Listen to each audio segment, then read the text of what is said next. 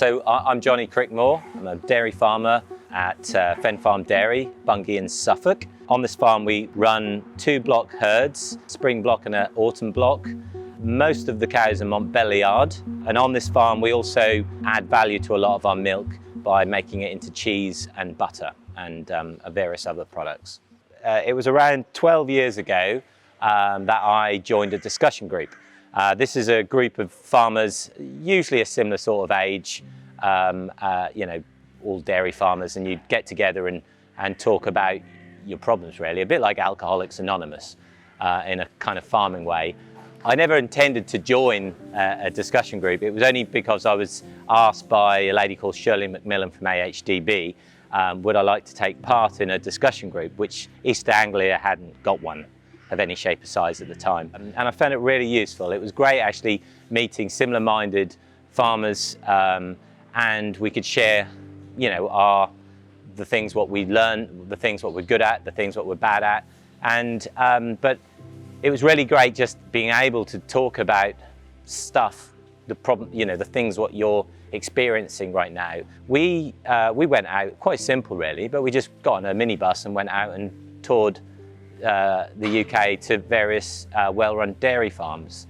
That was the sort of, like I said, the turning point of like putting new ideas onto our farm, rather than as a dairy farmer, you always are, you're always working, and very often you don't get out much. And the people you get out to are usually the farmers around you, because they're the closest. You might borrow a piece of machinery off another farmer or buy a bull, and you learn from one another locally. But, well, certainly for me, I never went anywhere else, so I never learned anything else. So going further afield and seeing different farms, that really, made me see things in a different way. We ended up putting a little shed, a garden shed next to the side of the road. Our farm is on a busy main road just on the outskirts of Bungay. And we put this shed up, and inside the shed, we simply put a fridge with bottles of milk from our farm, raw milk. So it's a very small cost in setting this little experiment up. But it became a huge success, and the sales of the raw milk kept growing, and we got to a point where we researched into looking at actually putting a vending machine in to sell our raw milk. From the success of the raw milk, that then got us thinking, like, what else could we do? We've got a little shop, people are coming here buying raw milk, but they could actually buy more things while they're in our shop. And the obvious thing really at the time was to make cheese, because very few people did it, and it was a way of using lots of your milk, and everyone loves cheese. So that's what then started us off into looking at changing our breed of cow. So we changed the breed of cow because the milk which comes from these cows, the Montbéliarde, fits very nicely with the style of cheese we make. So we changed the farm to suit the products what we were making, and from the cheese we then started making butter, and then and on it goes. We're now quite a well-known brand in the UK for cheese, especially, and we use quite a proportion of our milk now goes to our products what we make on the farm. From the beginning of when we first set the shed up, it was really very much a family affair. It was me, my father. I think we had 1 employee at the farm, and we were managing around 200 cows with that setup. But as time has gone on, we're around about 35 employees on the farm, and a growing cheese business. And it's now very much a different operation. In recent years with the discussion group, one of the things what we do really well is share all our costings. So we get together every year and have a session where we just sit down and look at like the people who are doing really well on certain areas and not so good on others, and we question one another. And certainly one of the things what I noticed what our farm was doing at the time, it had quite a high concentrate cost. So buying in feeds, like your rape meals and wheat distillers, wheat, anything which is concentrated food, we're buying in. It was quite a bit more than similar farms to ours, and there was no reason, like you're thinking, why are we more expensive, and what are they doing different?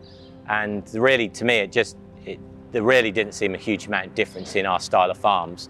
So it simply just meant we were giving cows more concentrate, but only getting the same amount of milk.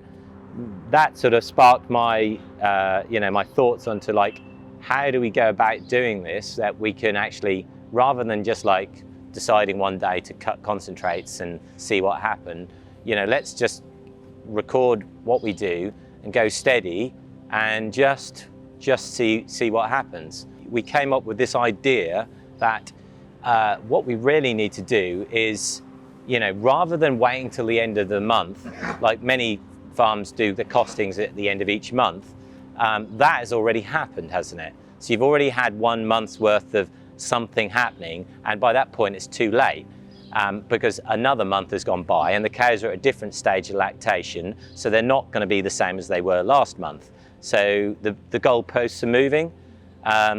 So we thought, how can we really got to have information with us every day and watch it daily rather than weekly or monthly. The way we went about it was, first of all, we needed to buy a flow meter to install in the milking parlour, similar to what the tanker lorry, what takes your milk away each morning, has. So you might be able to tell at the end of the day, I've got this much litres, it says it on the ticket, but we don't know for our own circumstances. We've got 2 groups of cows, and this could apply to any farmer. You've got 3 yards, you've got 4 yards, you've got different stages of lactation, all of this. This is where a flow meter really comes in handy. You literally can record every group of cows what come in.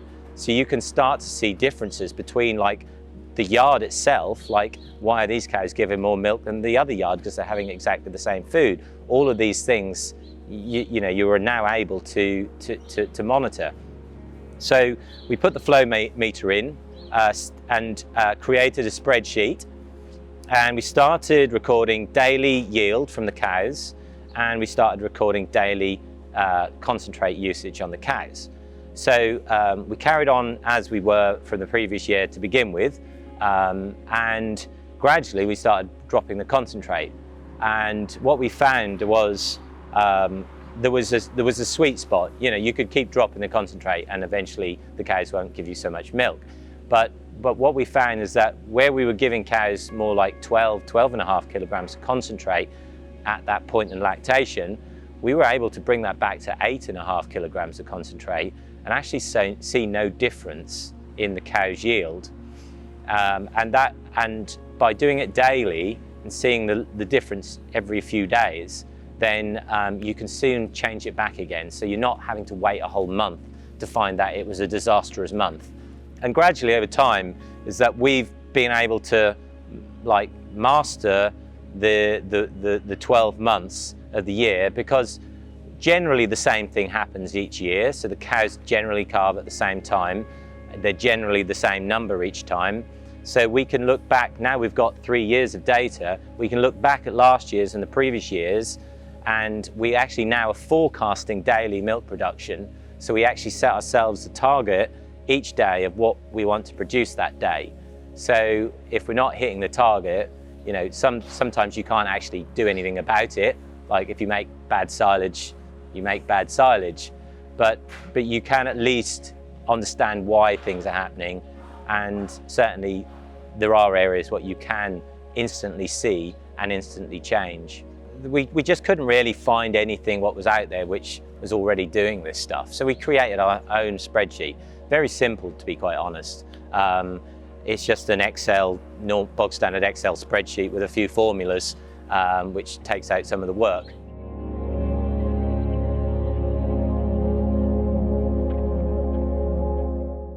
But we put one side of the shed what we're standing in, the feed face, we put porcelain tiles all the way down it, and we didn't on the other side. And we started to see that because we're recording the portions, every cow's a portion of food each cow has each day, we were seeing that the side which had the porcelain down were eating more food than the side what didn't. And we're throwing more food away on the side what didn't. So, so it was fairly obvious what we needed to do. We needed to do both sides of porcelain. The way it works is if you have concrete and you put food on concrete, concrete's quite porous and it will allow spoilage bacteria to live in the concrete. So as soon as you put new feed down, you're feeding the spoilage bacteria. So it starts to break down, make the food go rotten. So having porcelain, it's a much reduced amount of bacteria what can live on your feeding area. So therefore the food, if nothing is making it go off, the food lasts longer.